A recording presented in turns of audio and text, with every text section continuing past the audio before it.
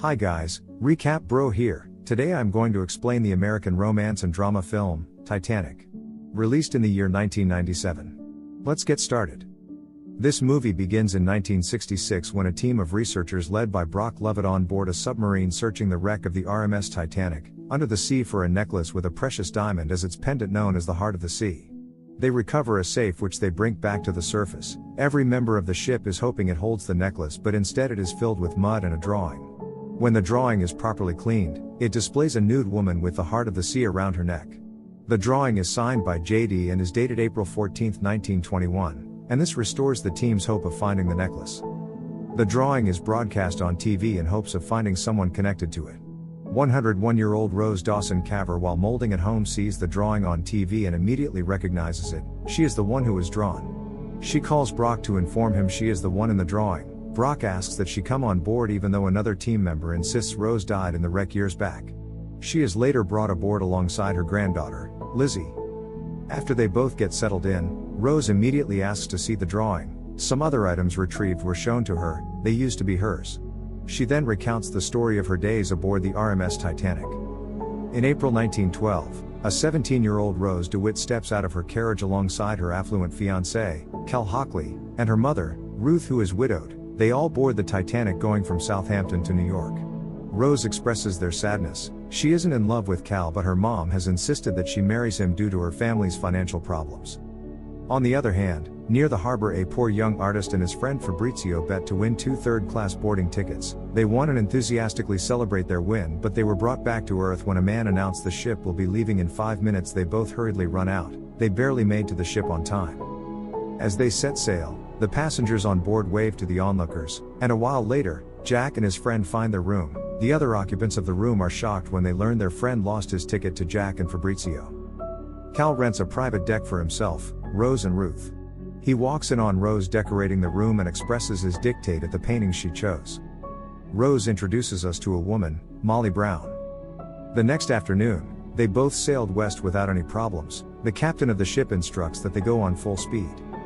Jack and Fabrizio run to the deck where they watch dolphins in the sea. Rose on the other end is having lunch with her family, the engineer who designed the Titanic, Mr. Andrew, and the director of the White Deadline Company, Dr. Ahmed. They both appreciate each other for a job well done at bringing Titanic to life. Rose is bored and lights a cigar. Her mom immediately scolds her and Cal, her fiancé, took it from her.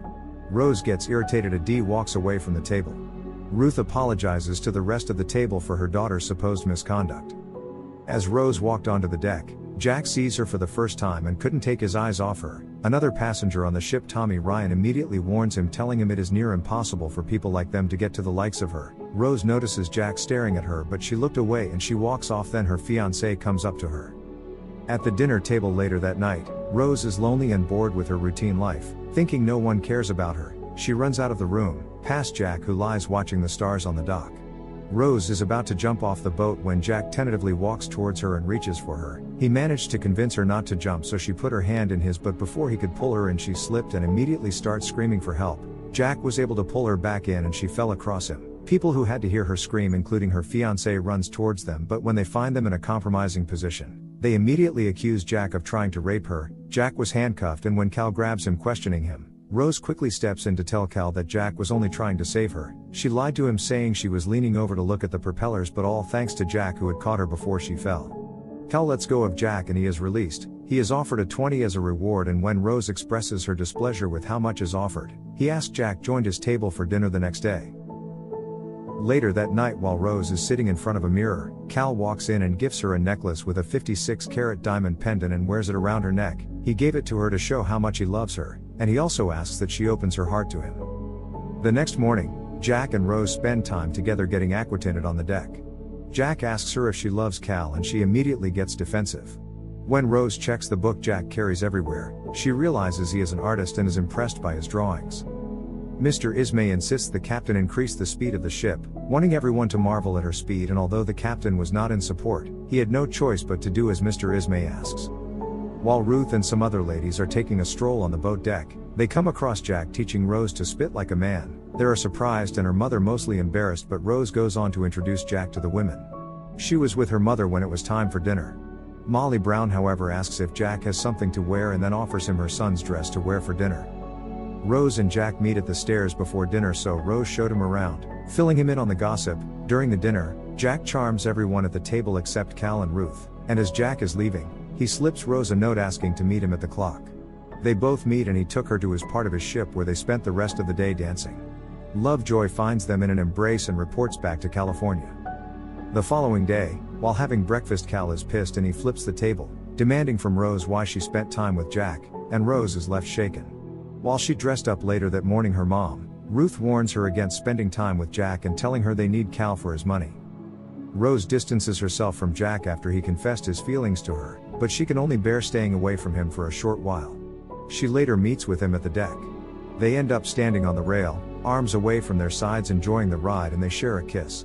This was the last time Titanic ever saw daylight. Rose takes Jack to her room and asks that he draw her nude and only with her necklace on, and he did. He was done, and she got dressed. Cal and Lovejoy soon come looking for Rose, but she escapes through the back door with Jack. Lovejoy keeps going after them, but they escaped into the cargo hold where they both got intimate in a Renault town car.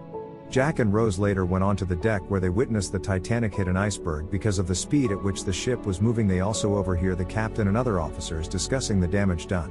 Jack went with Rose to inform her family about the incident they witnessed, but Cal stops them, claiming 2 of his things had been stolen from him. So he ordered Jack to be searched after he has secretly asked Lovejoy to slip the necklace into Jack's pocket. He does this because he had previously found the nude drawing of Rose in an insulting note she left for him. The necklace was found in Jack's pocket, and although he kept saying he did steal the necklace, he was arrested and taken away to be locked up. Cal ends up slapping Rose after everyone leaves. They were interrupted almost immediately. It is an officer who has come to ask them to put on life jackets and dress warmly.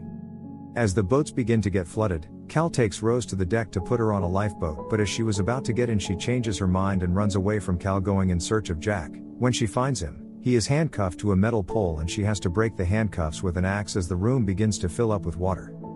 Jack returns with Rose to the deck, but she won't get on the lifeboat without Jack, so Cal lies to her, telling her he'll get on the next boat with Jack. He removes his jacket and put it on her to stop her from shivering, and she got on the lifeboat, but as they began to lower it in the water, the jumps back onto the deck as she couldn't bear to leave Jack.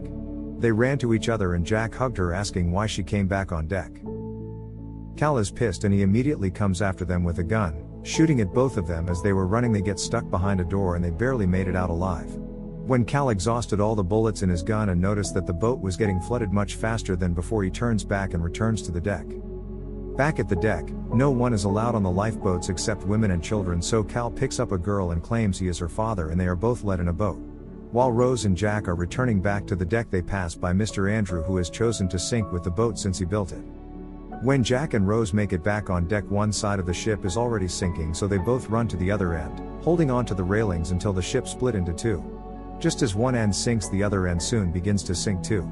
Even though they are holding on to each other, they immediately get separated when they sink into the sea, but Rose calls it for Jack and they found each other. They swam looking for a way to stay afloat. They find a broken door and try to stay on it, but it can only hold one person at a time, so Jack asks Rose to stay on while staying in the water, holding on to her while they wait for lifeboats. After a while of waiting helplessly, Jack made Rose promise him to live long and die at old age, to which she agrees. Later on, some officers came in a lifeboat to check for survivors but could not find any. It looked like everyone on had died, but just as they were about to turn around, Rose awakes and calls for Jack, but he is already dead, so she lets go of his hand and watched his body sink. She called out, but no one could hear her as her voice has gotten hoarse, so she swims towards a dead passenger and takes a whistle from his mouth and blew it till the officer came for her. All survivors are put on another ship. Rose sees Cal looking for her, so she hides from him. And later that evening, Rose made it to New York while it was raining, and when an officer came to ask for her name, she told him, Rose Dawson, taking on Jack's last name. Back in the present, Rose comes to the end of her story. She tells her audience that she has never spoken of him until this moment.